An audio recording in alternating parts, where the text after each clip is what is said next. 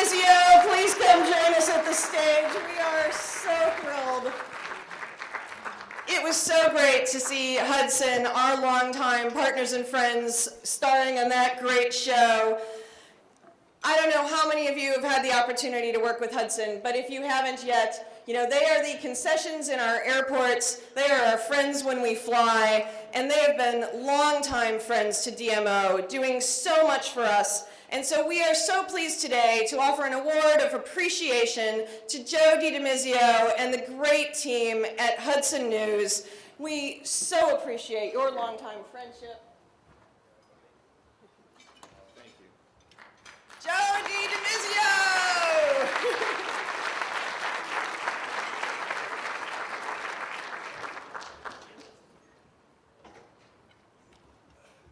Well, thank you so much.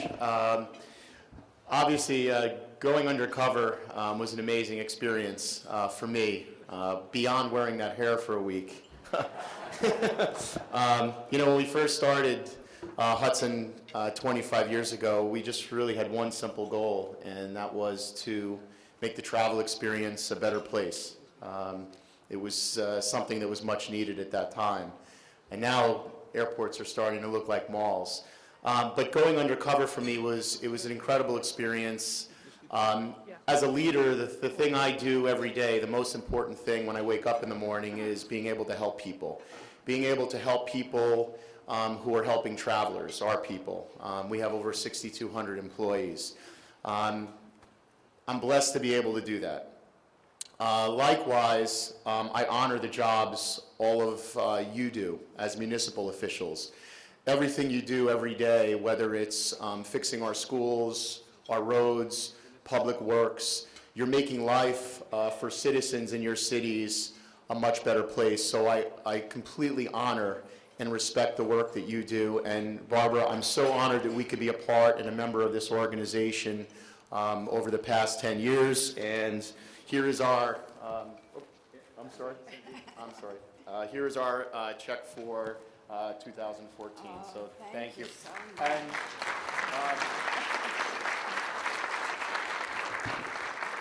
in case you haven't seen Undercover Boss yet, and although it's going to be 70 degrees today in Washington, we got you all undercover blankets so you can watch it on a cold night.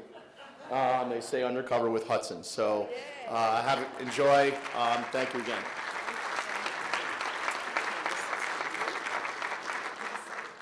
Thank you, Joe. DMO holds 3 seats on the Democratic National Committee. This year, our DNC representative and executive committee member, Mayor Cindy Lerner, and members Myron Lowry and Mildred Crump. Get involved in DMO, and you just might find yourself serving on the DNC. Mayor Lerner?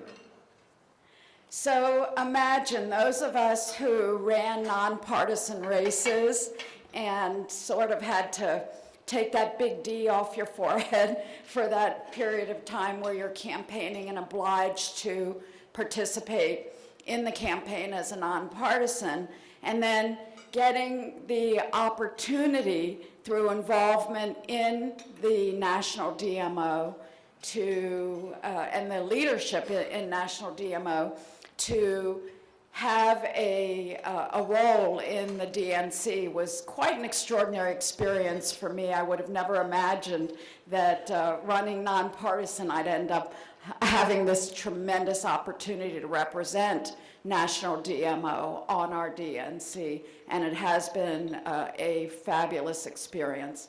So for those of you who may not yet have, who may not yet have had made the decision to join national DMO, become a participating member.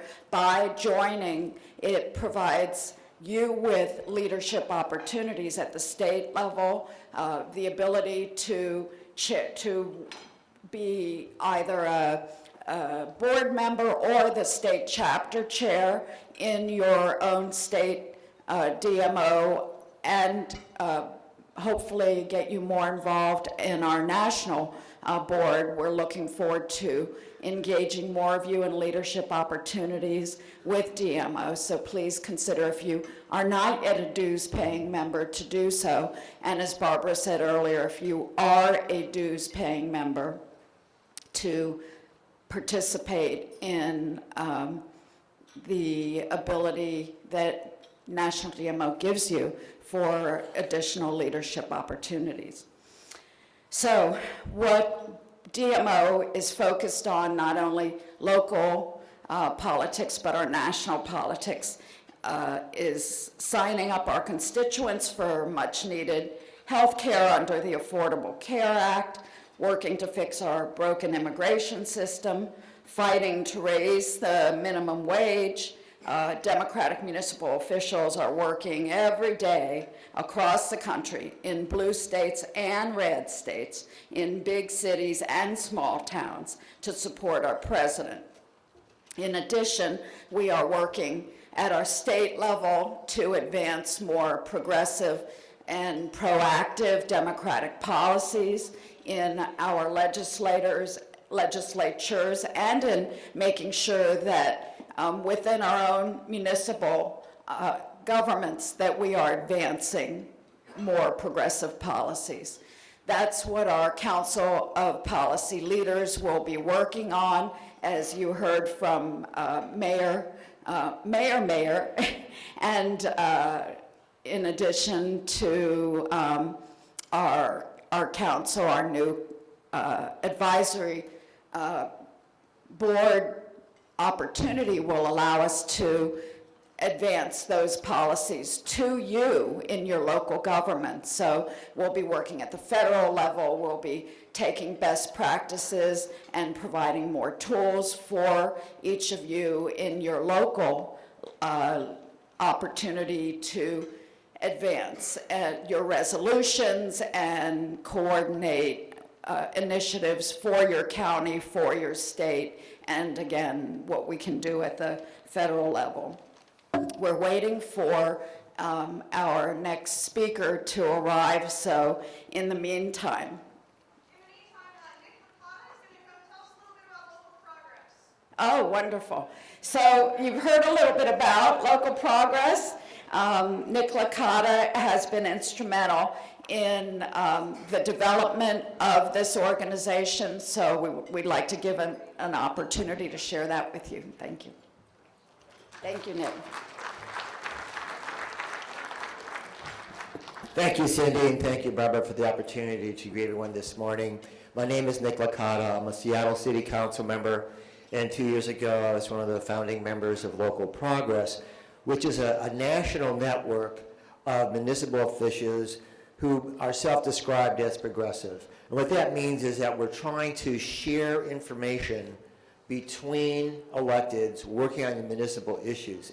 Everything from paid sick leave, what are the paid sick leave policies that may exist in cities or cities that may want to adopt them, looking at getting out the vote strategies as far as making sure there's not voter suppression, or making it easier for people to vote, looking at minimum wage issue, which right now is very big in my hometown, Seattle, and I know New York and San Francisco are looking at it again.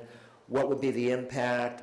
How can you roll it out in a way that's not disruptive, but how can we help people who are basically living in poverty working full-time? How can you raise their minimum wage?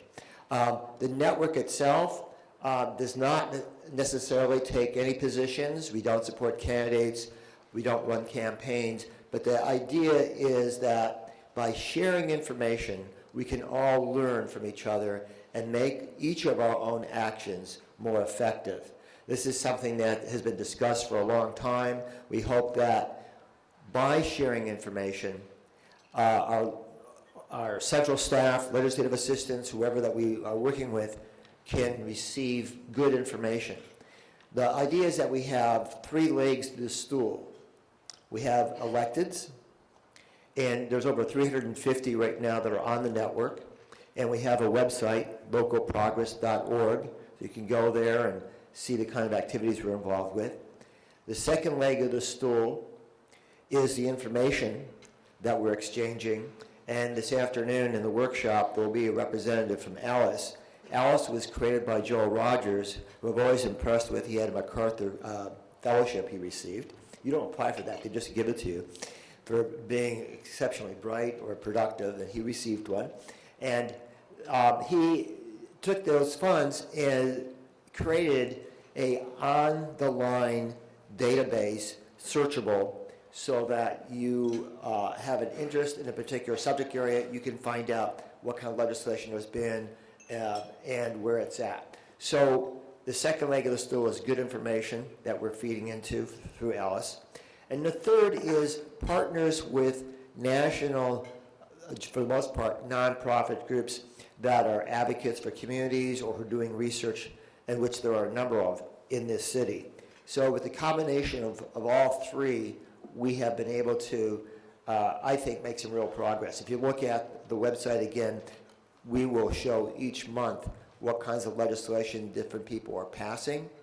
And I think that overall, we'll be able to create a stronger environment in our country, particularly for municipal government.